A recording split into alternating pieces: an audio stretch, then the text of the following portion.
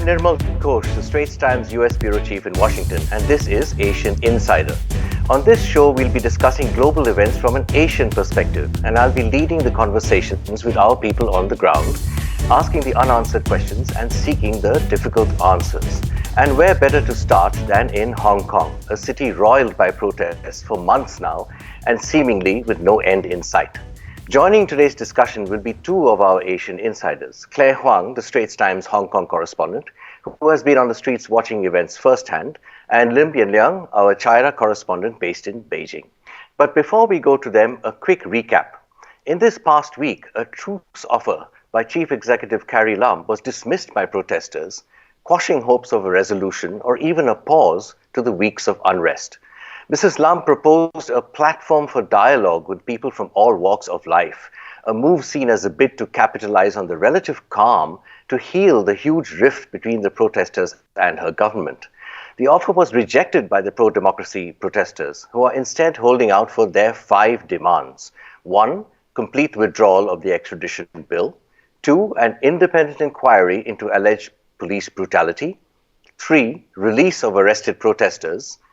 To end the characterization of the protests as riots, and the resignation of Chief Executive Carrie Lam and universal suffrage, which has in fact superseded the initial demand. And so, with no end in sight, let's cross over to Hong Kong. Claire, good to see you, and thanks for joining us. I know it's been non-stop for you out there. Yes, hi Nirmal. It's been close to 3 months now since these protests began. Is it hard to see a happy ending? Let me answer you in numbers. Now, today is the 75th day of escalated protests in Hong Kong.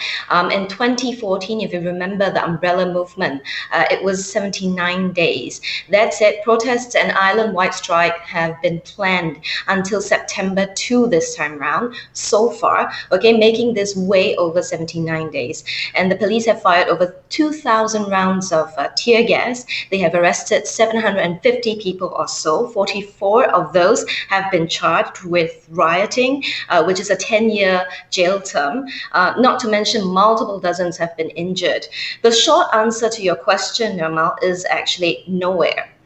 Right now, Hong Kong leader Carrie Lam has invited 20 to 30 who's who, prominent figures, to a meeting on Saturday to discuss her proposal to set up a platform for dialogue. And these people include former Chief Secretary Henry Tang, ex-Transport Chief Anthony Cheong, former LegCo President Sang Yok Sing, Cardinal, university heads, and so on and so forth.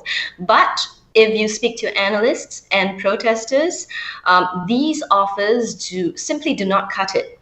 The offer to have dialogue, from the protesters' perspective, is that the ship has sailed on this, and their demands are clear-cut. They say anything lesser will not do. So we are really not closer to any turning point or breaking point here. Yeah. Okay, you've already answered the second question I was going to ask you, which is there any indication that the protesters will settle for anything less than the 5 demands? Clearly, right now, there isn't. So what are the economic ramifications of these protests if they continue as they are supposed to? Hong Kong is on the verge of its first recession in a decade. The economy shrank 0.4% in April to June from the previous quarter. Now, the government confirmed last Friday it was lowering its full year 2019 growth forecast to a range of 0 to 1% from the previous 2 to 3%. Hong Kong, like Singapore, is a trading hub, import-exports, right? Financial services, it thrives on tourism and retail, but the US-China tensions have made it collateral damage, and ongoing demonstrations have worsened the situation by adding on to the uncertainty. So the stock market has so far lost more than 620 billion US dollars. Retail and tourism are gloomy. Even property prices are expected to fall by at least 10%. And since June, there was only one public offering on an exchange that will beat Singapore's any day. We know Beijing has deployed significant forces at the border. There's a lot of talk about that. What's the mood in Hong Kong in general on that front and among the protesters as well? And how real is the prospect of a crackdown? So on protesters' part, the sense is that China, if China does roll in the tanks, it's a "I told you China is like that" kind of sentiment or thinking. On China's part, I think they've already waived this. They've already dismissed this option because they have other options that they can use, and sending in the army is a nuclear option. And I think there are 2 points that we need to take note of. It is in Beijing's interest to settle the unrest here by September.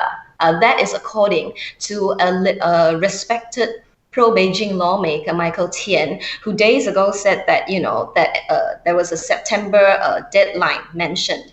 The issue here with sending in the army is that China will completely and forever lose Taiwan if they do so. And Taiwan is a bigger fish than Hong Kong, because Hong Kong is part of China, right? And Taiwan is seen as a renegade province that they want, to put on a unification roadmap. So there's still that hope to do so.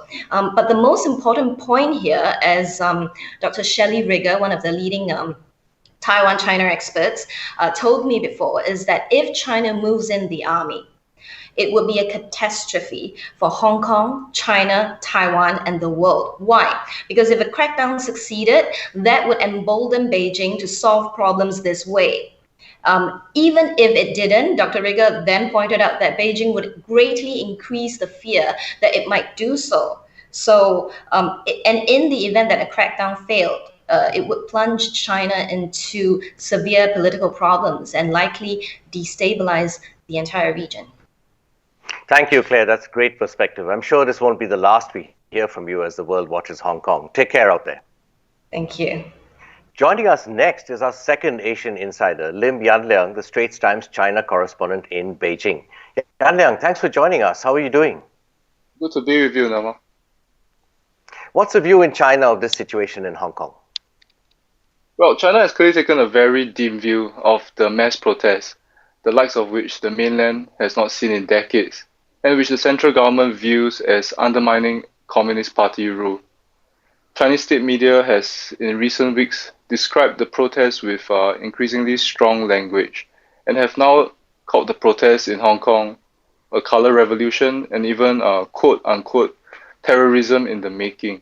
So Beijing's view is best summed up by Chinese Foreign Minister Wang Yi, who during his trilateral summit with his Japanese and South Korean counterparts on Wednesday, repeated the official line that the protests were the work of a small number of radicals, that the protesters had broken the law, attacked police officers, and most importantly, had not only insulted the national symbols such as the flag and the emblem, but also posed a serious challenge to the one country, two systems model that governs Hong Kong's place in China. What is holding China back from intervening more directly and more harshly? I think China has a few different considerations it has in mind before it pushes the button on, say, military option. First of all, it has to think about the 70th anniversary of the founding of the People's Republic that is coming up in less than 10 days' time. And also, the central government has other considerations, for instance, Hong Kong's place, long-term position within the Chinese state itself. Our viewers are likely aware that in recent days, the central government has assembled a sizable force of both armored personnel carriers and other military vehicles in Shenzhen, and has also sent a strong warning to protesters with daily exercises and drills involving the People's Armed Police, the paramilitary arm of China's People's Liberation Army. But experts said, although this is the strongest warning yet, that Beijing will not hesitate to send in its armed forces to restore peace in Hong Kong if absolutely necessary, this option remains a backstop or a last resort, worst case scenario. And how has this affected China's impression of Carrie Lam? Well, Beijing has repeatedly said that Chief Executive Carrie Lam has their full and unflagging support, and I'm quoting them directly. Both when the controversial extradition bill was still being proposed, and even after massive protests had erupted, and Ms. Lam said the bill was effectively dead.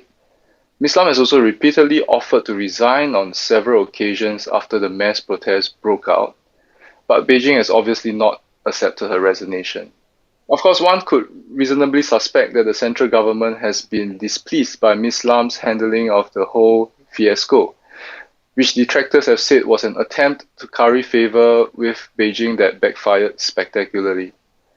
But for a state and party that famously prizes stability, the mainland is unlikely to let Ms. Lam go, even if she wanted to, as that would both give the protesters something they could call a win, and also leave behind a hot seat that nobody would willingly fill.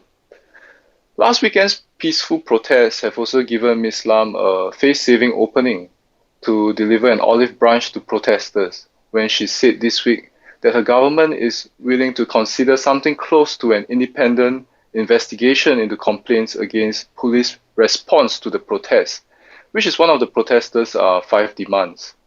Thank you, Yan Leong. You're clearly heading into a very critical period out there. Good luck, and we'll probably be talking again before very long. Thank you, Nama. As for the United States, President Trump himself has been careful in his statements. He has avoided the more direct condemnation of China by politicians in Congress, which triggered an angry response from China some days ago. He has seemed to link resolving the Hong Kong situation to trade talks when he said China should be humane in dealing with Hong Kong. And then, of course, he did suggest that President Xi Jinping meet with protesters, which is something that most people believe is rather unrealistic.